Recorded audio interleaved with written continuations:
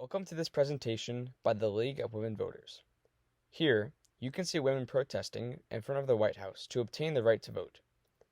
In 1920, after years of advocating for the right to vote, the 19th Amendment was passed. This gave women the right to vote.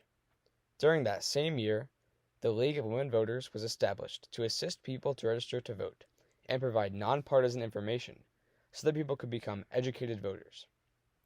Now, this mission continues. The goal of this presentation is to help you register to vote in Virginia using the paper registration form. If you want to register with the online application, view the presentation that explains how to complete it. To register online, you need a driver's license, a learner's permit, or a Virginia ID issued by the DMV. Other presentations in this series will address additional aspects of voting. Why is it important to vote? It is the best way to make your opinions heard, influence government decisions, and elect people who support your views. If you don't vote, you're giving up your right to impact your government. When America was founded, only white men who were 21 years or older and owned property could vote. Over the last 200 years, voting rights were gradually expanded to include other groups and property requirements were eliminated. State by state, women advocated for voting rights for many years. They finally won this right when the 19th Amendment was passed and ratified in 1920. However, the right to vote was often suppressed for African American women until the Civil Rights Movement. Young people, ages 18 to 20, were given the right to vote in 1971, during the Vietnam War. Old enough to fight, old enough to vote, was the driving message behind the passage of the 26th Amendment. While African American men were given the right to vote in 1870, they were effectively kept away from the polls by Jim Crow laws until the 1960s. It took the sacrifices of hundreds of thousands of young people in the Civil War and the Civil Rights Movement to ensure that African American people could vote.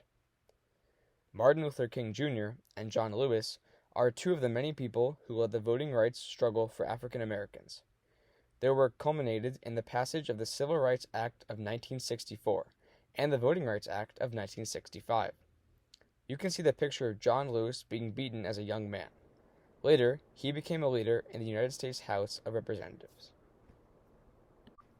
Sometimes people say, I only have one vote. How I vote will not make a difference. Well, those people are wrong. Every vote counts, and there are many instances where a few votes or even one vote has made an impact on the result of an election. Note the examples on the slide. As you can see, this happened recently in Virginia. On this slide, you see the requirements for registering to vote.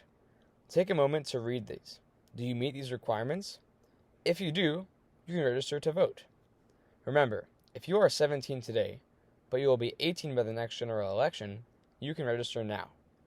Most importantly, you must also have your Social Security number ready so that you can complete the registration application form.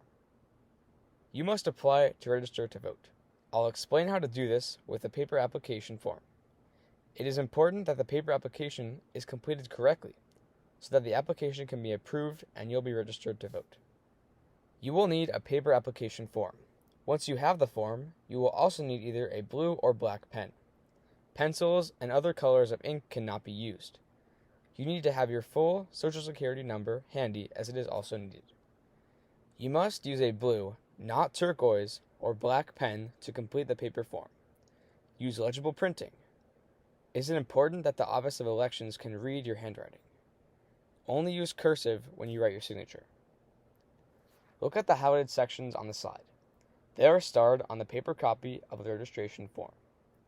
These sections must be fully completed. Do not skip any part of these sections. I'll give you directions as we work through the application form together. Look at section 1. You must be a citizen of the United States to register. Check the box in front of yes if you are a citizen. If you are not a citizen, you cannot complete the form, but when you become a citizen, registering to vote is one of the first things you should do. Write your Social Security number in the boxes. Then, write your date of birth. Write the number of the month, the day, and the year. You can write in your gender or leave that part blank. In section 2, write your last name and then your first name. If you have a middle name, you must write your whole middle name, not just your initial. If you do not have a middle name, be sure to check the box that says none. Write your address, including your zip code. Although your email and telephone number are not required, it is a good idea to complete at least one of these. If the Office of Elections has a question about your application, they could contact you.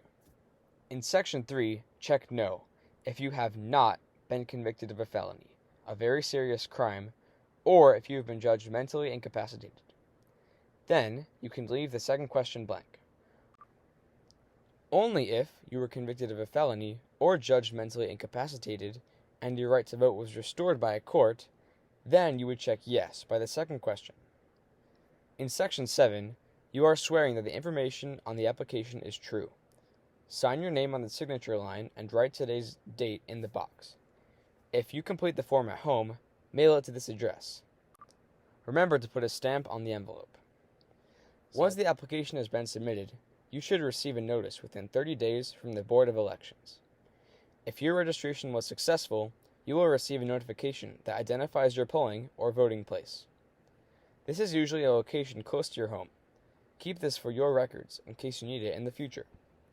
If your registration is not successful, the office will tell you the problem with your application, and a new application form will be included.